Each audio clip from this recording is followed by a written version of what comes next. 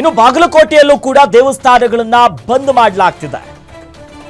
ಜಾಗೃತ ದೇಗುಲ ಆಂಜನೇಯ ಸ್ವಾಮಿ ದರ್ಶನಕ್ಕೆ ನಾಳೆ ನಿಷಿದ್ಧವನ್ನ ಹೇರಲಾಗಿದೆ.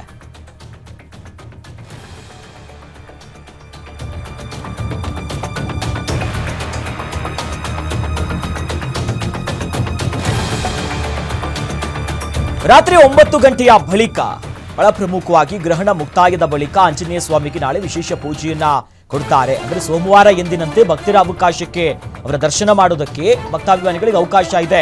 ಬಟ್ ಗ್ರಹಣದ ದಿನ ಬಾಗಲಕೋಟೆಯಲ್ಲೂ ಕೂಡ ದೇವಸ್ಥಾನಗಳನ್ನ ಭಕ್ತಾಭಿಮಾನಿಗಳಿಗೆ ಯಾವುದೇ ರೀತಿಯ ಅವಕಾಶ ಇಲ್ಲ. ಜಾಗೃತ ದೇಗುಲ ಆಂಜನೇಯ ಸ್ವಾಮಿಯಲ್ಲಿ ತುಳಸಿಗಿರಿ ಗ್ರಾಮದ ಜಾಗೃತ ಆಂಜನೇಯ ಸ್ವಾಮಿ ದೇಗುಲ ಇಲ್ಲಿ ಯಾವುದೇ ರೀತಿಯಾದಂಥ ಅವಕಾಶಗಳಿಲ್ಲ ಭಕ್ತಾಭಿಮಾನಿಗಳಿಗೆ. ಎಲ್ಲರೂ ಇದ್ದ ಅಭಿಷೇಕ ಮಾಡ್ತೀವಿ, ನಾವೇ ಪೂಜೆ ಮಾಡ್ತೀವಿ. ಅರ್ಚಕರು ಅಂದರೆ ಈಗ ಸೇವಕರನ್ನ ಕರ್ಕೊಂಡು ಪೂಜೆ ಮಾಡ್ತೀವಿ. ಮತ್ತೆ ಬಿಡು ತನಕ ಇಲ್ಲೇ ಇರ್ತಾರೆ ಎಲ್ಲರೂ. ಬಿಡು ಹೊತ್ತಿಗೆ ಮತ್ತೊಮ್ಮೆ ಎಲ್ಲರೂ ಸ್ನಾನ ಮಾಡಿ ಬಂದು ಬಿಟ್ಟ ನಂತರ ಮತ್ತೊಮ್ಮೆ ಅಭಿಷೇಕ ಮಾಡಿ ಪೂಜೆ ಮಾಡ್ತಾರೆ. ಇಲ್ಲ ಗರ್ಭಗುಡಿಯೊಳಗೆ ಅಷ್ಟೇ ಎಲ್ಲ ಮಾಡೋದು ನಾವು, ಹೊರಗಡೆ ಏನು ಮಾಡೋದಿಲ್ಲ ನಾವು. ಹೊರಗಡೆ ಏನು ಗುಡಿ ದೇವಸ್ಥಾನ ತೊಳೆಯೋದು ಏನು ಮಾಡೋಂಗಿಲ್ಲ. ಒಮ್ಮೆ ಜಾತ್ರೆಗೆ ನಮ್ದೆಲ್ಲ ನಾವು ಪ್ರತಿ ಅಮಾವಾಸ್ಯೆ ಆದ ನಂತರ ತೊಳಿತಿರ್ತೀವಿ. ಸ್ವಚ್ಛತೆ ಹಾಕೋದು ಅಮಾವಾಸ್ಯೆ ಗಲೀಜಾಗಿರ್ತಂತ ತೊಳಿತೀವಿ ಅಷ್ಟೇ, ಇನ್ನುಳಿದಾಗ ಏನು ತೊಳೆಯೋದಿಲ್ಲ. ಗರ್ಭಗುಡಿನ ಕ್ಲೀನ್ ಮಾಡೋದು ನಾವು ಅಷ್ಟೇ. ಏನಿಲ್ಲ ನಮ್ಮಲ್ಲಿ ಹೇಳ್ತೀವಲ್ಲ ನಾವು, ಚಂದ್ರಗ್ರಹಣಕ್ಕಂತ ಪಾಲನೆ ಯಾವೂ ಇಲ್ಲ. ನೈಟ್ ಇರ್ತೈತಿ ಇದು, ರಾತ್ರಿ ಡೇ ಟೈಮ್ನಾಗ ಆದ್ರೆ ಏನಾರ ಪಾಲನೆ ಇರ್ತೈತಿ. ನೈಟ್ ಟೈಮ್ನಾಗ ಯಾವ ಪಾಲನೆ ಇಲ್ಲ. ಏನಿಲ್ಲ. ಆ ಪ್ರೆಗ್ನೆಂಟ್ ಇದ್ದವ್ರು ಅಷ್ಟೇ ಹೆಸರು ಇರ್ತಾರಲ್ಲ ಅವ್ರು, ಅದೇನೋ ಆಗತ್ತೆ ಅಂತೇಳಿ ಅವರ ಭಾವನೆನ ಅದ. ನಮಗೇನಂತ ಭಾವನೆ ಅನಿಸಿಲ್ಲ. ನಮ್ಮ ದೇವಸ್ಥಾನದಿಂದ ಅಂಥವು ಯಾವ ಹೇಳುವಂಥವು ಇಲ್ಲ, ಅಂಥವು ಭಕ್ತರಿಗೆ ತೊಂದರೆ ಆಗುವಂಥವು ಯಾವೂ ಇಲ್ಲ. ಇನ್ನು ಉಳಿದವ್ರು ಹೇಳ್ತಿರ್ತಾರೆ, ಜ್ಯೋತಿಷಿಗಳು ಹೇಳ್ತಾರೆ, ಅದು ನಮಗೆ ಯಾರಿಗೆ ಅದು ಅನ್ವಯ ಆಗಂಗಿಲ್ಲ, ನಾವು ಮಾಡಿನೂ ಇಲ್ಲ.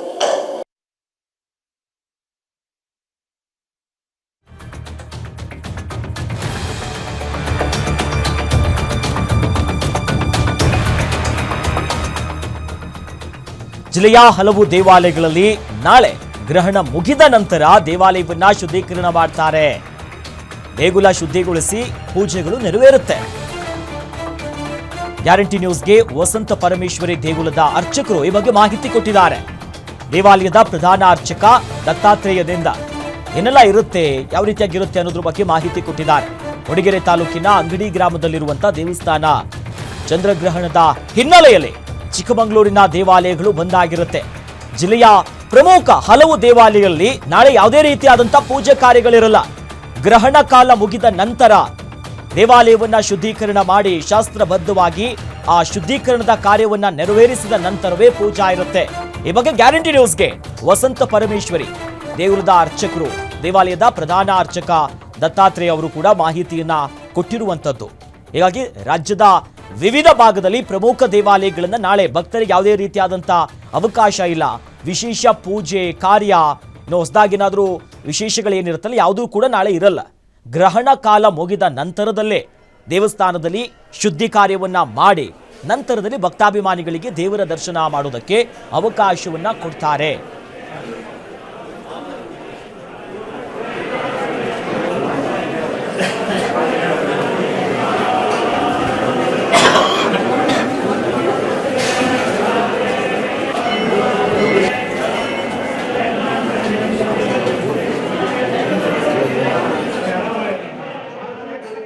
ನಾಳೆ 7ನೇ ತಾರೀಕು ಭಾನುವಾರ ದಿನ ರಾತ್ರಿ 9:58 ಚಂದ್ರಗ್ರಹಣ ಪ್ರಾರಂಭವಾಗುತ್ತೆ.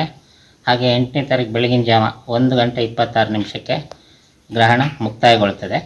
ಈ ಗ್ರಹಣದ ಕಾಲ ಶುರುವಾಗುವ ಮೊದಲೇ ಅಂದರೆ 7ನೇ ತಾರೀಕು ಮಧ್ಯಾಹ್ನ 12:55 ಎಲ್ಲ ಊಟ ಇತ್ಯಾದಿಗಳ ಆಹಾರಗಳನ್ನು ಸೇವನೆ ಮಾಡೋದನ್ನು ಮುಗಿಸ್ಬೇಕು ಅಂತ ಹೇಳ್ತದೆ. ವಿಶೇಷವಾಗಿ ವೃದ್ಧರು ಮತ್ತು ಮಕ್ಕಳಿಗೆ ಸಂಜೆ ರಾತ್ರಿ 9 ಗಂಟೆವರೆಗೂ ಸೇವನೆ ಮಾಡ್ಬೋದು. ಇಲ್ಲಿ ಮುಖ್ಯವಾದ ವಿಷಯ ಏನಪ್ಪ ಅಂತ ಹೇಳಿದರೆ, ರಾತ್ರಿ 9:58 8ನೇ ತಾರೀಕು ಬೆಳಗ್ಗೆ 1:26 ಗ್ರಹಣ ಮುಕ್ತಾಯಗೊಳ್ತದೆ. ಮುಕ್ತಾಯಗೊಂಡ ನಂತರ ಏನು ಮಾಡಬೇಕು ಅಂತ ಹೇಳಿದರೆ, ದೇವಾಲಯಗಳಲ್ಲಿ ಗ್ರಹಣ ಕಾಲದಲ್ಲಿ ಅಂದರೆ 7ನೇ ತಾರೀಕು ಮಧ್ಯಾಹ್ನ 12:55 ನಂತರ ಎಲ್ಲ ಪೂಜೆಗಳನ್ನು ನಿಲ್ಲಿಸ್ತಾರೆ. ಆಮೇಲೆ ಗ್ರಹಣ ಮುಗಿದ ನಂತರ ಆ ದೇವಾಲಯಗಳನ್ನು ಸ್ವಚ್ಛಗೊಳಿಸಿ ಅಂದರೆ ಶುದ್ಧ ಮಾಡ್ತಕ್ಕಂಥದ್ದು ಹಿಂದೂ ಸಂಪ್ರದಾಯದಂತೆ ಮಾಡಿ ಆಮೇಲೆ ದೇವರಿಗೆ ಅಭಿಷೇಕ ಇತ್ಯಾದಿಗಳನ್ನು ಮಾಡಿ ಪುನಃ ಪೂಜೆಗಳು ಪ್ರಾರಂಭ ಆಗ್ತದೆ. ಈ ಗ್ರಹಣ ಕಾಲದಲ್ಲಿ ಚಂದ್ರಗ್ರಹಣ ಆಗಿರೋದ್ರಿಂದ ವಿಶೇಷವಾಗಿ ಬಿಳಿ ವಸ್ತುಗಳನ್ನು ದಾನ ಮಾಡ್ಬೋದು ಅಂತ ಹೇಳಿ ಶಾಸ್ತ್ರ ಹೇಳ್ತದೆ.